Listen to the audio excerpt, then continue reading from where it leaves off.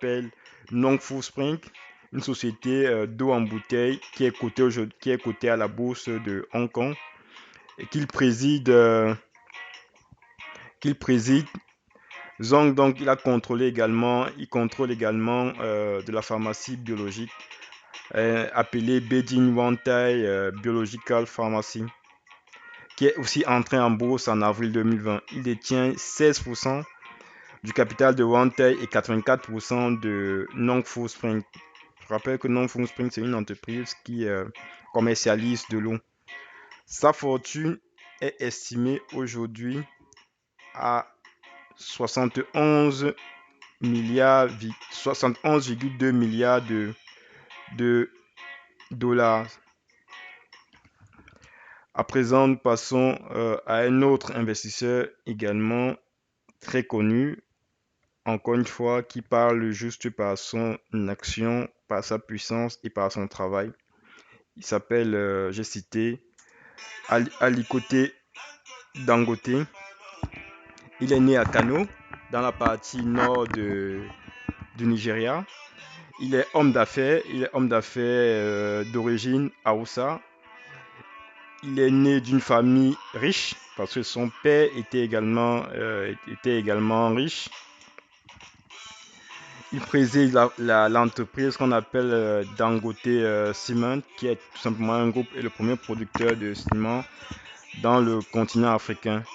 Il a commencé à s'est lancé dans le monde des affaires après ses études.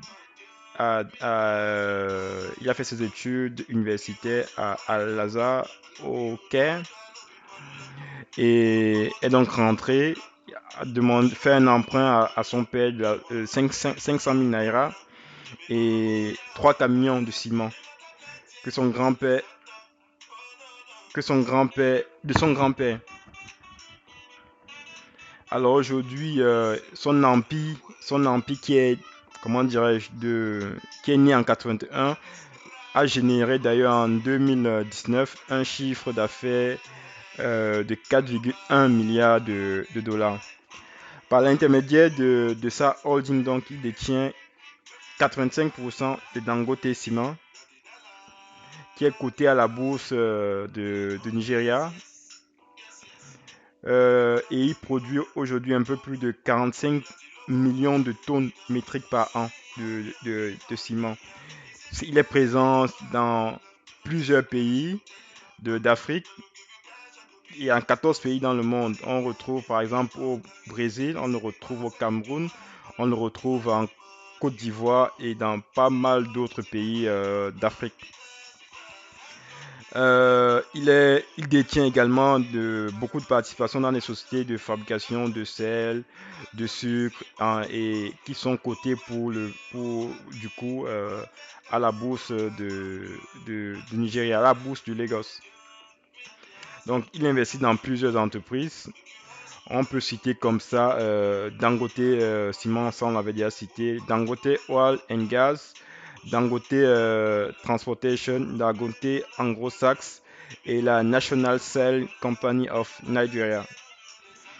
Il y a 2 projets pilotes dans lesquels il a mis beaucoup d'argent et ce qui consacre les projets sur lesquels il consacre la plupart de son temps. On a la Dangote Oil Raffinery et la Dangote Fertilizer. Il faudrait aussi noter que Dangote, c'est un philanthrope. Il est aujourd'hui le représentant de l'afrocapitalisme. Il a participé à des actions de lutte contre la pandémie. Avec Bono, avec Bill Gates d'abord, il participe et continue de participer à la lutte contre la malnutrition au Nigeria. Avec Bono, il a aidé beaucoup d'États, je rappelle que le Nigeria a 31 États, à lutter contre la pandémie et aux autres pays frontaliers du Nigeria à pouvoir recevoir des masques, par exemple le Cameroun. Aujourd'hui, c'est quelqu'un qui est également très suivi sur des réseaux, sur Twitter. On a vu qu'il avait presque 1 million d'abonnés et il a une fortune de 12,5 milliards. autant vous dire que c'est la personnalité africaine noire, c'est la personnalité africaine noire la plus riche du moment. Trois principes.